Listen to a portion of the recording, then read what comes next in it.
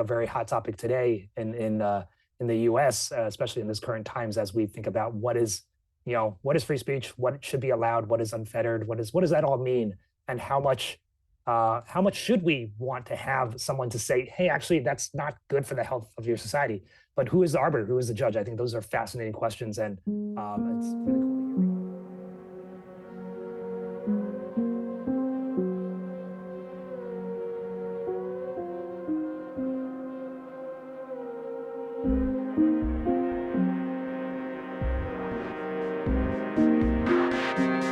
Today we are talking to Jason Ng.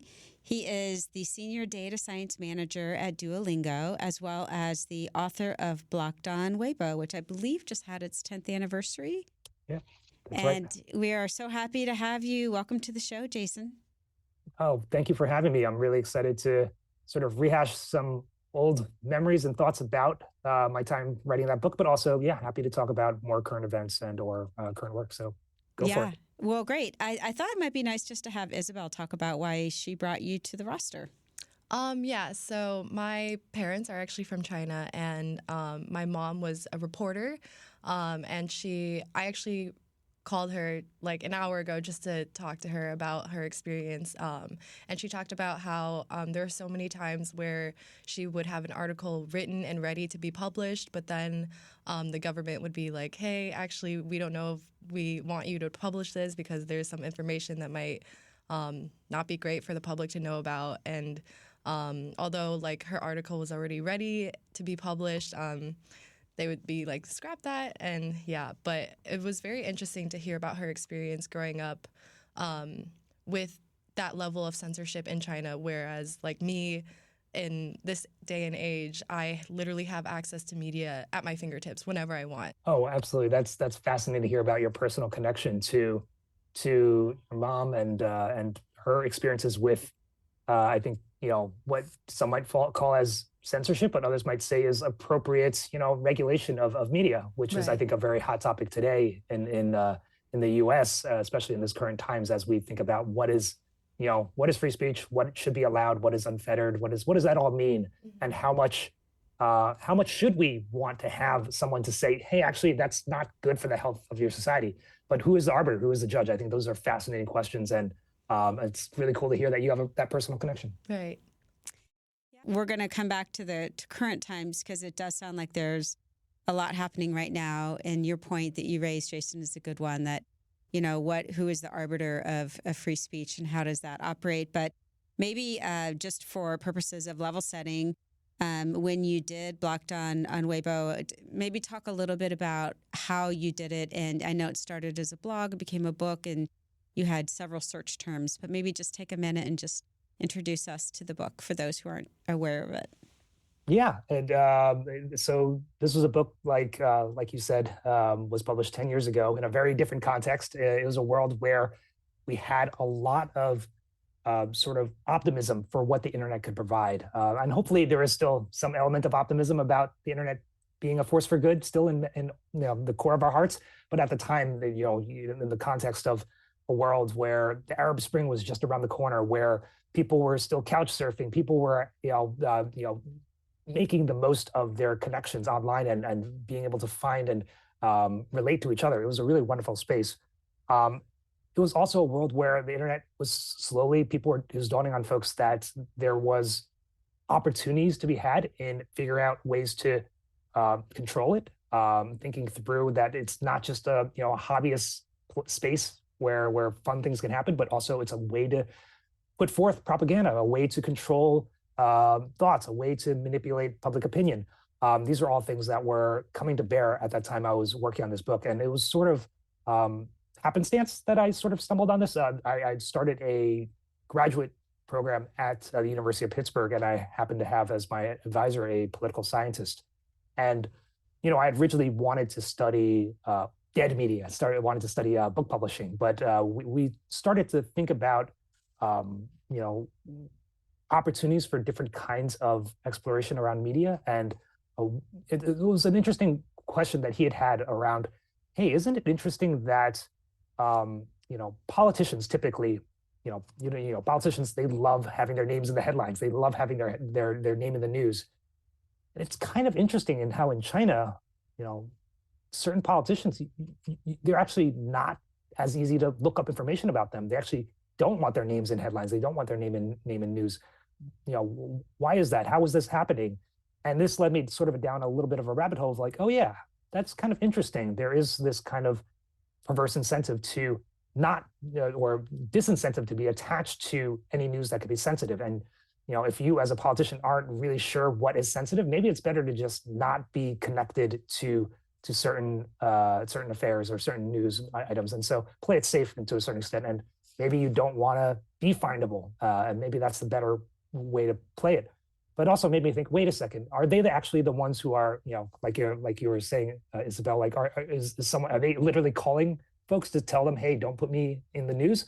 Or is this something that is happening at so maybe the company level? And if so, how is that happening? And so that was sort of the genesis where I did identify, and I wasn't the first one, that when you did search for certain search terms in a social media website like Weibo, so if folks aren't familiar, it's kind of like Twitter in China. And when you search for certain, what you might consider sensitive terms, like, certain politicians' names or illicit drugs, like these are things that you can't search for on Weibo, where if you plug them in, you hit enter, it'll spit back a message that literally says, according to rules and regulations and laws, we can't show you search results for this. And so that's really fascinating to think about how that happened, and what is the full universe of things that they're not that they're blocking. And so that was interesting to me as someone who's very curious, and someone with I wasn't a computer scientist, but I was, I could tinker with computer programming. And so what I did was I wrote up a computer script that took in what I thought was a good corpus of words to test, which was all of Chinese Wikipedia, and ran them through the script, and basically try them out on Weibo to see which ones were blocked. And there were ones that were pretty obvious. So, like I said, sensitive politicians' names, and certain sites where there were protests, and Tank Man, as some of y'all might be familiar with, which is reference to the man who heroically stood in front of a tank in Tiananmen Square in 1989. So these are obviously blocked, but then there were others that were much less obvious, and it sort of gets at the edges of what is, what someone considers acceptable speech. And so it was a fun opportunity for me to write up and sort of present those, array of terms, but also sort of a understanding of, or sort of my best guess at why some of these terms might be considered sensitive in China, and offer a lens into that world. Was there anything that really surprised you when you went through that process? I think it was, as someone who did not spend their entire life, I'd never been to, I'd visited China and taught, English there as sort of like for fun, and gone back as to see my home village, but I never really lived there. And then, and so I have a very different experience than someone who has grown up with internet censorship, through and through.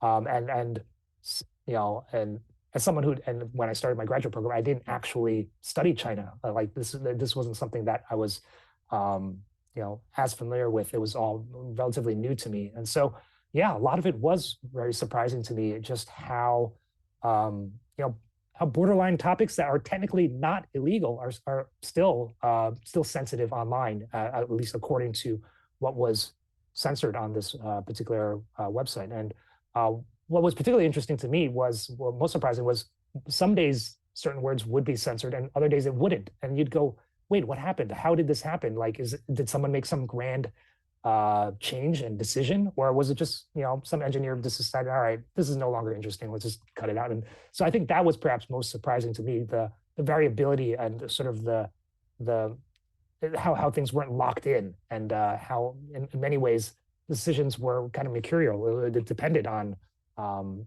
individuals implementing these policies. Wow. It's kind of hard to wrap your mind around. Right. Yeah. That's a lot. And one of the things Isabel and I were talking about, Jason, before is, You have one of the most interesting paths of anybody I've seen. You know, you went to Brown, you studied English, and then you did your graduate work. You've worked at the Citizen Lab and done data visualization on incarceration. You've done this book. You worked at Spotify. You work at Duolingo. Connect the dots for us. What is the commonality here? That's a great question. I think I ask myself that every so often when I have time to reflect and think. Yeah, no, I think the through line here is being open and curious to opportunities. I would like to think that a lot of the work that I've done is in the spirit of wanting to understand the world we live in better. But yeah, that's kind of grandiose, and obviously, we're all just playing a small part in trying to add to our understanding of the world. But yeah, I think that's for me what drives me.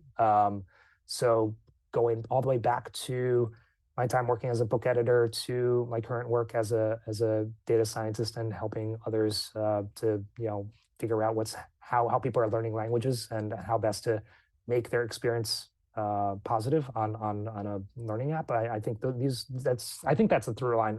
But yeah, I don't honestly have a clear answer for how it's all connected. And when you were at Spotify, what was your role there, or what did you focus on there?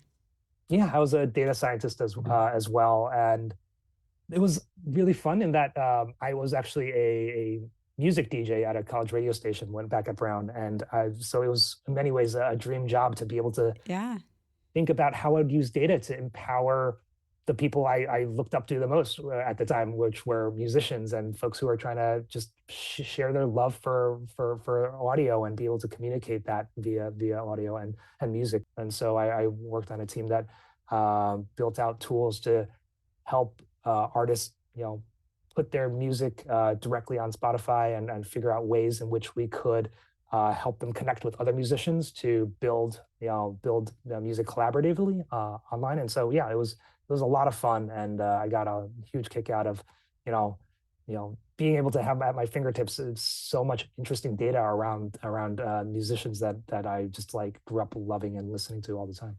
I feel like Spotify. I mean, even now, I'm so excited for the is it wrapped or unwrapped? Yeah, right. Yeah, it's wrapped. Yeah. I just remember thinking, what a brilliant use of data. That was. Yeah. No, it's something that I think it taps into how we are, how we're all kind of a little bit narcissistic, and that we want someone to pay attention to us and tell us they've been, they know a little bit about us, and so yeah, that's certainly some element of it. And I know that other companies have started doing similar types of things as sort of like a reflection. It's really nice. It's a great moment in that Spotify also started to have more of these kind of moments to make you pause for a second and go oh, hey, have you noticed what you've been up to? That's interesting. As you talk about you're helping artists get their music published, it seems like another through line maybe for your work is how you help democratize things and level set things and help people access platforms and technology. And are you seeing, and you also are getting into the visualization of things, right? Wow, that was a great segue, and I hadn't really actually put that in my head as oh yeah, I like teaching, I like sharing things out, and yeah, maybe that's some elements of what attracts me to a lot of this type of work. But yeah, no, I think currently at Duolingo it's a little less of that. I know at my most previous role at Vera, I worked with an incredibly talented team, and I was not the lead of it. I was just very lucky to be part of it, of collecting data, visualizing what was happening with what we saw in incarceration trends across the U.S., and having that data available to researchers, to both to fellow researchers, but also policy advocates, to legislators, to everyone, to be able to marshal that data to prove that, hopefully prove that more often than not, we are very much have a culture of over incarceration. I think your question specifically about visualization, and I think at my current role, I work on a team that is focused internally on trying to improve that product, and I think we've noticed that absolutely among the most impactful ways to convince folks that your data is speaking truth and be able to make the impact that it has is to be able to visualize it appropriately. I think something that I am curious about with, I'm not sure if you're familiar with our whole concept of our new season of saturation, but so the whole concept is that since media is so accessible these days, it's at our fingertips, this whole concept of saturation comes from like the overload of information to our brains from constantly consuming media every day. But because censorship limits everything that is shown in Chinese media, do you think that this issue of overconsumption is seen often in Chinese media, or is it just because we barely have any censorship here in the U.S.? So content is it's really interesting to think about. Thank you for bringing that question. In some ways, when you think about censorship, you think about like, oh, censorship. It's like taking away content from people who want to be able to view things. But another way of thinking about censorship is you're basically just distorting truth. And so you could think of a broader definition of censorship in some ways includes propaganda, and it includes intentionally oversaturating the message that you're trying to distort. And so, yeah, I think it's really interesting, and that's some of them maybe I think as authority figures around the world, not just in China, are learning is that the sort of cut and dry kind of more canonical definition of censorship of here's information that we don't like, take it off or block people from it, that may not be as effective because some element has already seen it clearly and someone has produced it, and so that message may go viral, it may go out. B, you're intentionally taking it away, produces this kind of what folks call like the Streisand effect of like shining a light on something that may have been innocuously ignored before, but now like you've taken it away, and now people are like, wait a second, something was going on here, something is up, and then maybe not even in the conspiracy sense, but it's like, oh, that was notable, that was something I was able to read, but now I can't. Like this is strange, and it may even give more consciousness and awareness of a certain topic. And B, it just allows for a rallying point. It sort of brings fire to folks who are already passionate about an issue, and you're intentionally trying to sabotage or trying to shut it down. And so with that learning, I think a lot of governments have realized, wait, if that's if the sort of canonical approach of censorship faces these sort of issues, what are other ways in which we can ultimately do what we seek to do, which is change the message around something that we don't like, or push things in a narrative that we prefer. And that's where you get to other strategies like leaning more on propaganda, which is pushing out your message as opposed to taking down another message.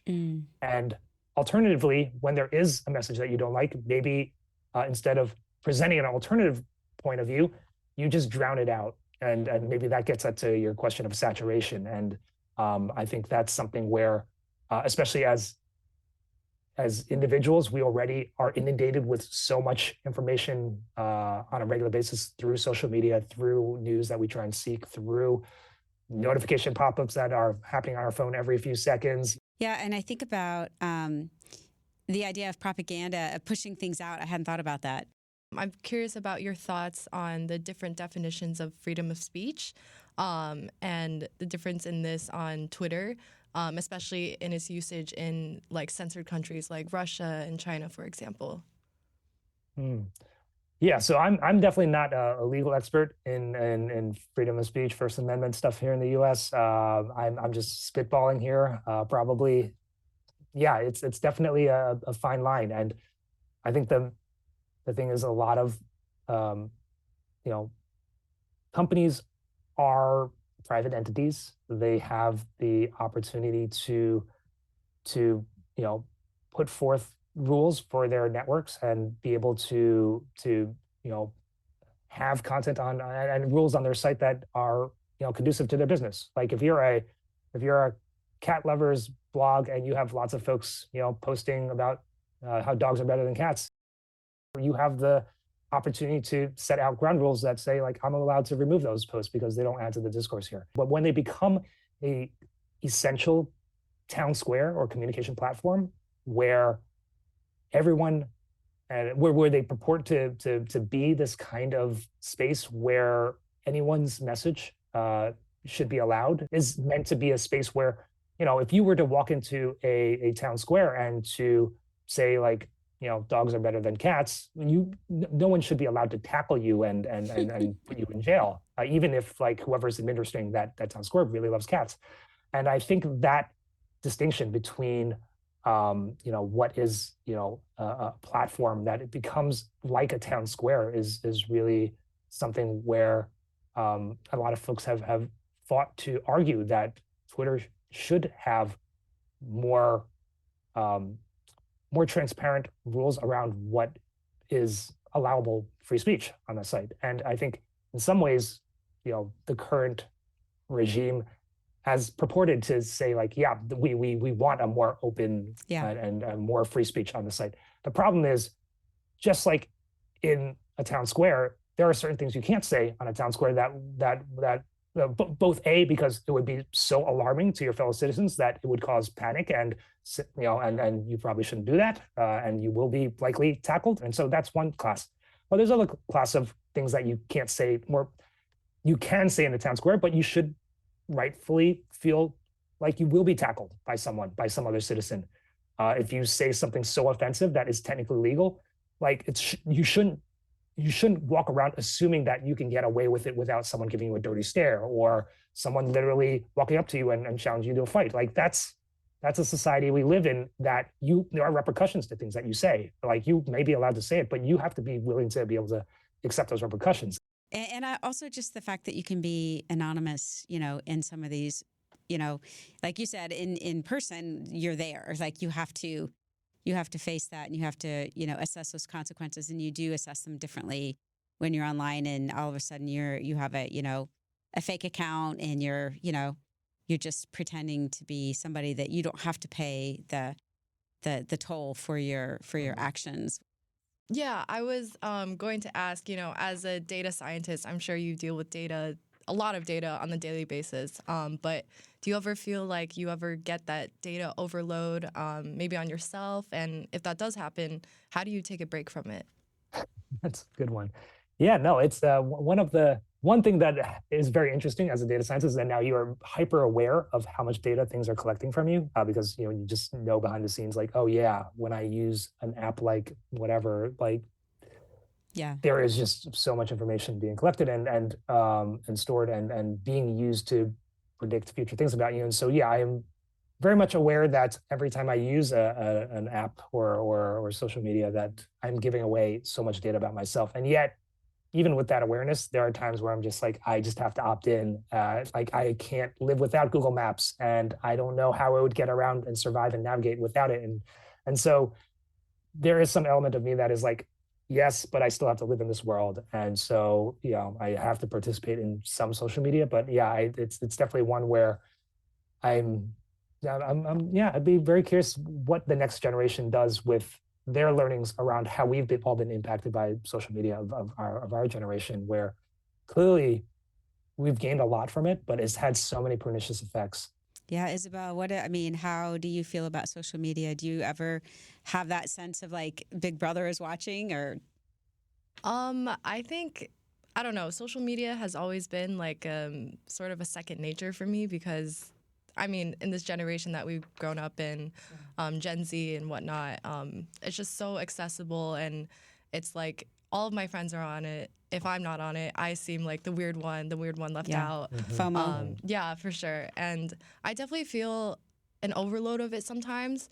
And I definitely do feel the need to take a break. But at the same time, it's also, I feel like the whole purpose of it is to draw you in and to keep your attention. And I definitely fall for that at times. Yeah. No, these are folks who hire very well compensated, incredibly smart, sometimes, Right. some moderately smart sometimes, and folks who try their best to, engage you and keep you on the platform and I think to a certain extent, that's why I really like Duolingo. I think it's, a product where, yes, you could, dive in for as long as you want, but it's also the kind of thing where you can get value out of from, just spending a few minutes on it a day. And Yeah, I would probably feel much worse about myself if I was working for a company where they were actively trying to addict you. Well, and so you work at Duolingo. I've not personally used that app, but I have several friends who have. What drew you to it, and talk about just a little bit how it does work in teaching a new language and using, your skill set to help people learn a new language. Yeah, it's a really it's a fantastic program for getting you exposed to languages that you may have had some experience with before, or ones that you've just kind of curious about, and sort of give you a sense of how people speak. Because yeah, the voice is and listening through the app is really, I think, the really fantastic, especially when a lot of us don't have the opportunity to have someone of X language or Y language available to us, and to just be able to hear it in a sort of non overly robotic way is just really fun.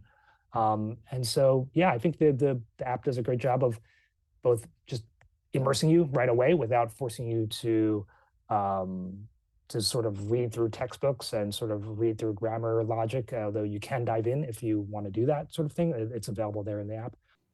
And I think it's so nice too. I mean, I feel like things like Duolingo are kind of an antidote to a lot of the saturation we're talking about, like, opening your eyes to a new culture or a new language, learning something new. It does sort of, build optimism and take down cynicism. Are there any insights or trends as far as like what language people are really wanting to learn, or any insights into how people are actually using the product right now?